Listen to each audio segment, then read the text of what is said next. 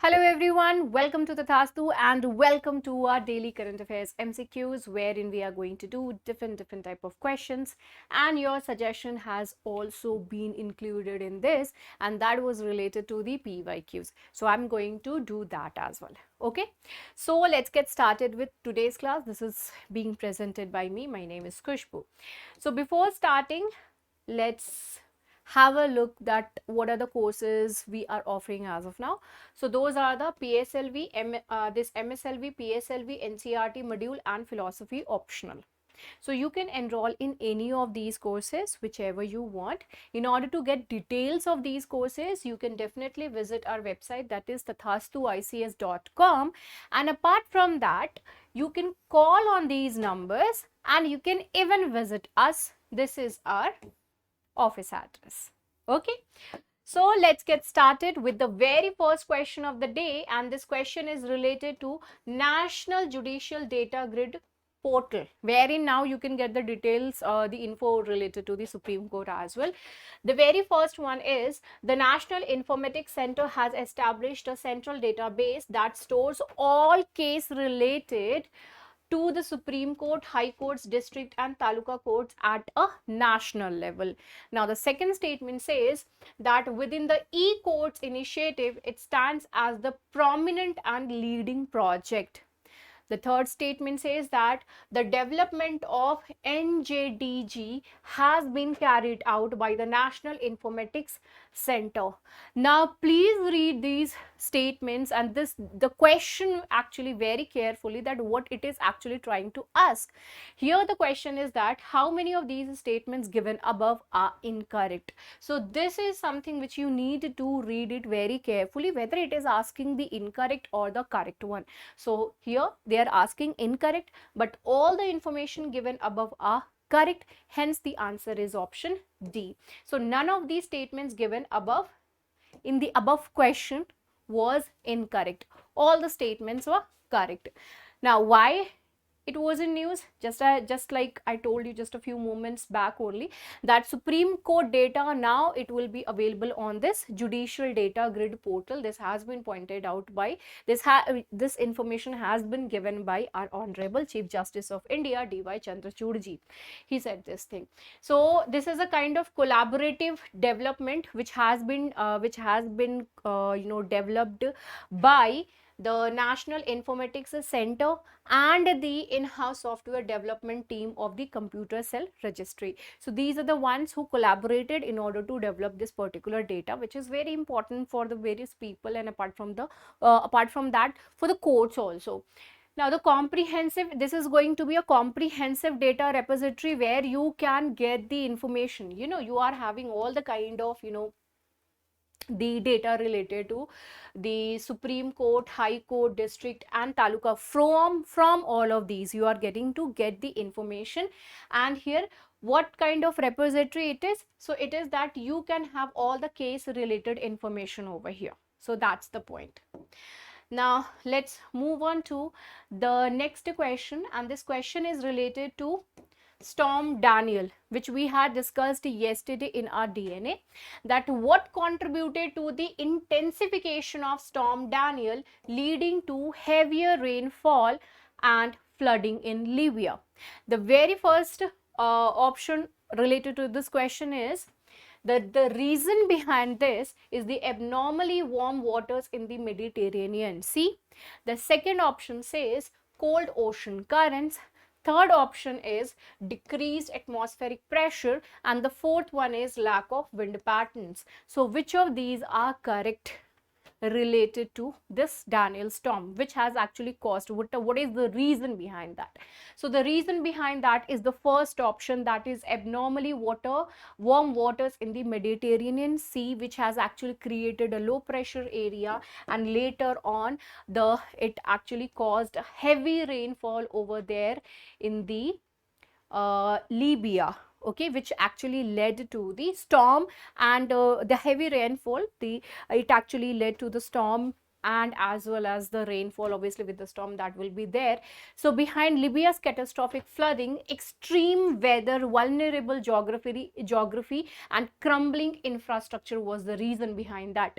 Now the thing over here, the mention point over here, the crumbling infrastructure, why it has been mentioned, obviously the geography and the weather were the reason. Now the infrastructure, here by the infrastructure they are basically pointing out towards the dam, because these dams were not being maintained properly, and there were two dams which actually collapsed, and because of that it has actually devastated the complete area, it has destroyed those particular areas. So this is Derna, which was heavily impacted, because of the storm, heavy rainfall, and obviously the collapsed dam. So here you can see that the dam has collapsed over here, and a lot of water was actually came out of that.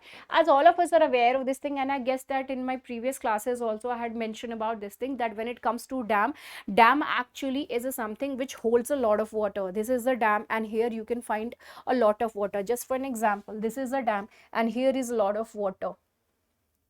This would be better. Okay, so this is dam, and behind that there's a lot of water. Once this dam is broken, the whole of the water is going to hit the area. Now the water which was behind the dam, it was actually having lots of potential energy. As soon as this dam was removed, it was destroyed.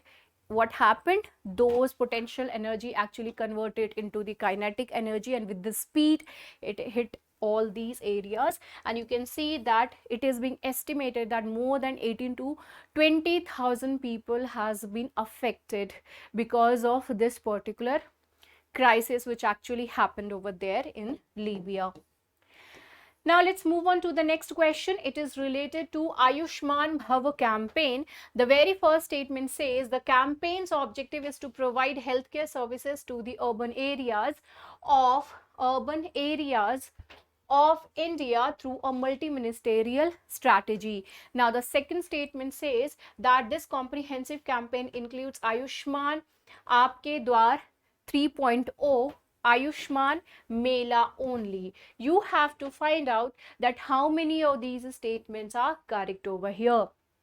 Okay, whenever there is any extreme kind of word, you are supposed to cross check it. This is not necessary that if there is any extreme word, so it means that it is going to be incorrect only. No, it's not like that. Okay, it just means that you need to be extra cautious and you have to cross check it with all whatever information you have related to that particular topic. So here this only when it comes to this Ayushman Bharat, so it is not just the comprehensive campaign, this comprehensive campaign which includes the Ayushman Aapke Dwar 3.0, Ayushman Mela, but it includes one more thing, and that is the Ayushman Sabha. So these are the ones who are included in this, and they comprehensively are doing this thing, implementing this thing. So both the statements actually are incorrect over here, right? So this the objective, what is the objective of this campaign? So obviously the Ayushman Bharat, it is actually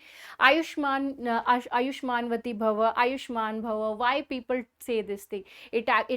People actually say give this kind of blessing in order to, so that you could lead a very beautiful, healthy and long life. Okay, so healthy, so it is related to your healthcare. Okay, so it is to provide healthcare services to the most remote areas of India through a multi-ministerial strategy. Why it was in news? Because recently this was virtually launched by our Honorable President Murmu ji. Now Ayushman Bhava, this campaign is going to start from the 17th of September and it will conclude on October 2. It means it is just of the 15 days program, you can see. And there are three main components of this which we had done in the question itself, that is Ayushman Aapke Dwar 3.0, Ayushman Mela and Ayushman Sabha. And when it comes to this initiative, which all ministries are there, so here you can see the three initiatives. These three initiatives will be executed by the Union Health Ministry, be nationwide. So who is going to be involved in this? So Union Health Ministry is going to be involved in this in order to implement this one. Now let's move on to the next question. This is a question from your 2017 paper. This Nipah virus is a news, so the virus related question. Consider the following statements. The very first statement says that in tropical regions, Zika virus disease is transmitted by the same mosquito that transmits dengue. Second, it's sexual transmission of Zika virus disease is possible. So you have to find out that which of these statements are correct over here. In order to answer this, definitely you need to have the information related to this. And when it comes to the Zika virus, both the information given over here are correct. So Zika virus, when it comes to this virus, it was initially identified in the monkeys in 1947, and later on it was found that human can also be infected by this, and this was found in Uganda in 1952. So it was not far, not, you can say the very far. It actually took a lot of time in order to be passed from the animals to the humans. Now when it comes to Zika and dengue, both of them have some kind of commonalities. And now what are those? So those are the some kind of symptoms you can find, like the fever, skin rashes will be there, conjunctivitis will be there, muscle and joint discomfort you will feel, and apart from that the malaise and headache will also be there. So these are the kind of symptoms when it comes to the Zika and malaria. Okay, now let's here you can see through this particular figure only, this particular image itself, that it could be transmitted from one to another through various ways, through animal, from the fruits to the animals, if those infected, from infected animals to the humans, and obviously because of the bats, the way, anything which is actually being which is or which has been in contact and or has been infected, whichever, whether the food or the humans, then it could be transferred to the humans very easily. That could be done. Okay, now let's move on to the last question of day. It is related to Sea of Japan. So which of the following countries share boundaries with the Sea of Japan? South Korea, Japan, China, Russia. You have been given some options over here. You have to find out that which of these are correct. So you cannot solve it without looking at the map over here, right? So here you can see the Sea of Japan. This is Japan, right? And here you can see the Russia, China and the Korea Peninsula, right? North and South Korea, you can check those out over there.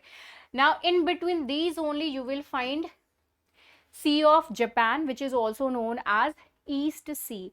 So in the above you can see there is Tatar Strait, right? And here you can see Aniwa Bay is there, and there's La Perouse Strait is also there in the northern side. Now when you are moving to the towards the southern part, then here you can see the Korea Strait. Okay, Korea Strait is there. What do you mean by strait? Strait is that particular area wherein you can say that wherein actually two water bodies come together, that particular area. So this area is that particular area where in two water bodies, we are actually doing this in order to identify the area, the location. Basically we are, for that only we are doing this thing. Okay, so on the northern side of this Korea Strait you will find Sea of Japan, and on the southern side, southern part, you will find East China Sea.